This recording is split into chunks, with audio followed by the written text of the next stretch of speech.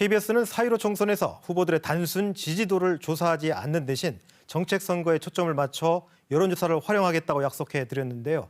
앞서 보신 제주시을 선거구 여론조사 결과를 취재기자와 함께 더 자세히 들여다보겠습니다. 자, 나종훈 기자, 이번 여론조사에서 가장 주목해야 될 점 어디라고 보십니까? 젊은 층 유권자들의 정치적 무관심이 좀 심하다, 이런 대목이 아닐까 싶은데요.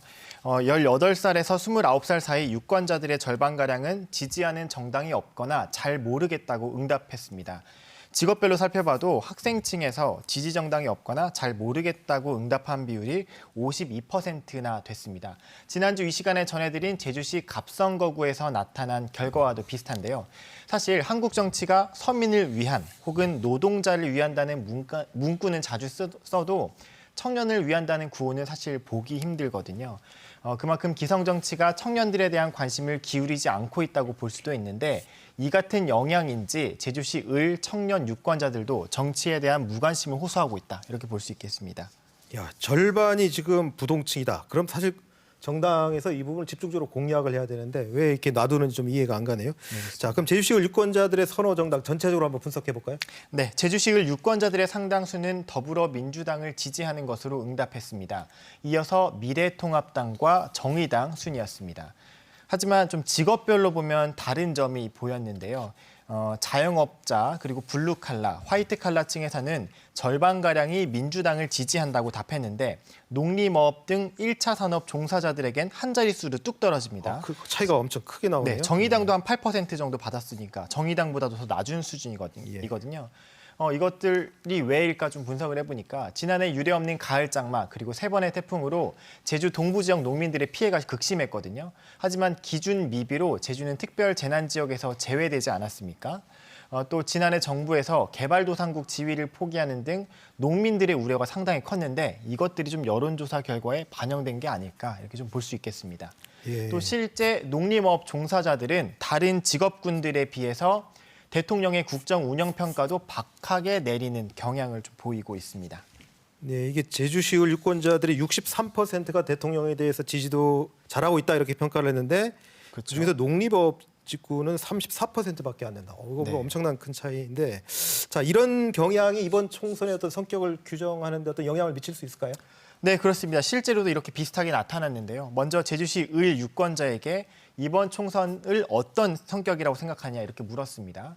정부 여당을 심판해야 한다는 취지의 정부 견제 응답은 29.3%, 제1야당을 심판해야 한다는 취지의 정부에 내가 힘을 실어주겠다라는 응답은 44.8%, 둘 다 마음에 들지 않는다는 취지의 제3정당에 투표하겠다는 응답은 11.1%를 보였습니다. 이 응답 역시 좀 직업별로도 살펴봤습니다. 1차 산업 종사자의 67.1%는 정부 견제를 위해서 보수 야당에 투표하겠다면서 정권 심판론을 응답했고요. 정부에 힘을 실어주겠다는 응답 12.6%, 제3정당에 투표하겠다는 9.1%보다 높게 나타났습니다. 앞서서 말씀드린 민주당 지지도 혹은 국정평가에 대한 응답과도 유사하다, 이렇게 볼 수 있겠습니다. 네, 컴퓨터 그래픽을 보니까 이 1차 산업 종사자들에게 여당, 그 대통령 지지도 이게 상당히 떨어져 있다는 게 확연하게 좀 확인할 수 있네요. 참 이 부분이 좀 예사롭지 않은데요. 자, 각종 현안 해결 적임자에 대한 내용도 한번 살펴볼까요? 네, 제2공항 갈등, 제주의 최대 현안이죠. 누가 잘 해결할 것 같은지 적임자를 물었습니다. 오영훈 후보 30.1%, 부상일 후보 24.5% 순으로 제2공항 갈등을 해결할 수 있을 것이다, 이렇게 기대했습니다. 하지만 해결할 후보가 없다 혹은 잘 모르겠다는 응답의 합계는 42.4%로 나타났거든요. 결국 제주시 을 유권자들의 상당수는 지금 나선 후보들이 미덥지 못하다, 이렇게 응답한 셈이죠. 이런 분위기는 다른 현안에서도 비슷하게 나타납니다. 제주 4.3 해결 적임자에 대한 응답과 제주 국제자유도시 방향성을 잘 설정할 것 같은 적임자에 대한 응답에서도 적임자가 없다 혹은 잘 모르겠다는 응답이 가장 높게 나타났습니다. 그야말로 유권자들의 정치 불신을 보여주는 대목이다, 이렇게 볼 수 있겠습니다. 이게 아마 다른 언론사에서 진행하고 있는 여론조사와 비교해서 검토해 보시면 재미있는 현상을 보실 수 있을 것 같은데, 그러니까 단순 지지도 조사할 때는 부동층이 상당히 줄어들었지만 공약을 놓고 봤더니 부동층이 상당히 많다라고 볼 수 있겠네요. 자, 그렇다면 제주시 을 유권자들이 바라는 공약은 또 어떤 게 있었습니까? 네, 제주시 을 유권자들에게 각 후보가 내세운 1순위 공약에 대한 선호도를 물었습니다. 국민 주권 실현을 위한 국회의원 소환제를 열망한다는 응답이 30.6%로 가장 높았습니다. 마음에 드는 공약이 없는 경우도 25%에 달했고요. 택배비 무료 실현 시대는 17.7%였습니다. 이 결과를 보면 현재 국회가 일을 너무 안 한다, 혹은 정치가 마음에 안 든다. 그러니 불량 국회의원은 유권자가 직접 불러서 견제하겠다. 이런 열망이 좀 나타났다고 볼 수 있는데요. 모든 연령층에서 높은 응답을 보였습니다. 상대적으로 젊은 층에서는 좀 더 현실적으로 와닿는 공약이라 할 수 있는 택배비 무료 시대 실현 응답이 상당히 높게 나타났습니다. 네, 좋습니다. 그럼 제주 현안에 대한 한번 제주시 을 유권자들의 한번 여론 분석을 해보죠. 네, 바람직한 행정구조 개편 방안에 대한 인식을 물어봤습니다.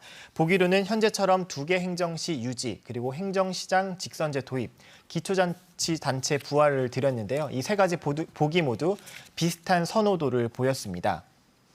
사실 지금 같은 2개 행정시 체제에서는 제왕적 도지사라는 비판이 나오고 있고요. 그렇다고 행정시장 직선제를 하기에는 기초단체 부활 없이는 무늬만 직선제가 된다는 이런 지적도 있고, 또 기초자치단체까지 부활시키자니 과거로 돌아간다, 이런 우려가 있거든요. 그래서 이 조사만 보면 행정체제 개편에 대한 좀 더 심도 있는 논의가 필요하다, 이런 여론이 반영된 결과다라고 볼 수 있겠습니다. 어쨌든 3대 3대 3이니까 기존 체제를 유지하는 거, 그러니까 바꾸자는 의견이 한 60% 정도다, 이렇게 해석할 수도 있을 것 같습니다. 자, 이 공항 못지않게 또 국가 예산이 많이 들어가는 사업이죠. 제주 신항만 건설 사업에 대한 여론도 해봤죠. 네, 그렇습니다. 제주 신항만은 제주시 을 지역에 포함되는 탑동 앞바다에 추진되는 사업인 만큼 을 지역 유권자들은 더 민감하게 반응할 수밖에 없는 사안인데요. 찬성 47.1%, 반대 43.4%로 찬반 의견이 팽팽했습니다. 좀 더 지역별로 보면 좀 다른 차이점들이 있었는데요. 신항만 인접지인 1도 1, 2동, 그리고 건입동 등 중동부 해안 지역은 찬성 의견이 절반을 넘었고요. 반면 2도 1동, 2도 2동 등 중동부 내륙 지역에서는 반대 의견이 상대적으로 높았습니다. 또 신항만과 거리가 좀 많이 떨어진 읍면 지역에서는 잘 모르겠다는 응답이 20%를 넘으면서 확실히 지역에 따라서 좀 관심도의 차이를 보였습니다. 네, 알겠습니다. 여론조사는 여기까지 보고요. 이제 4.15 총선 얘기해보죠. 이제 총선이 8일 앞으로 다가왔는데 후보뿐만 아니라 시민사회 노동단체에서도 뭐 각자 지지 후보를 발표하고 그렇더라고요. 어떻습니까? 네, 그렇습니다. 최근 코로나19로 선거 분위기가 예년만 못합니다. 그렇지만 시민사회단체나 노동단체에서는 자신들의 목소리를 좀 더 잘 대변해 줄 수 있는 후보가 누굴까, 이러면서 지지 선언을 하고 있는데요. 먼저 최근 소식부터 전해드리면요. 한국노총 제주본부는 오늘 기자회견을 열고 미래통합당 장성철, 부상일 강경필 후보가 사회 양극화를 해소하고 차별과 소외 없는 선진사회를 만들 것으로 본다면서 지지한다, 이렇게 밝혔습니다. 아울러 이들과 8대 노동사회 의제, 그리고 정책 요구 이행 협약서도 작성하면서 연대를 강화하겠다고 덧붙였습니다. 또 어제는 제2공항 찬성 주민단체인 이공항 성산읍 추진위원회에서 기자회견을 열고 민주당 후보는 이 공항에 대해 뚜렷한 입장을 밝히지 않는 데 반해 이 공항을 찬성하는 미래통합당 장성철, 부상일, 강경필 후보를 공식 지지한다, 이렇게 선언했습니다. 물론 보수 후보에 대한 지지 선언만 있던 것은 아닙니다.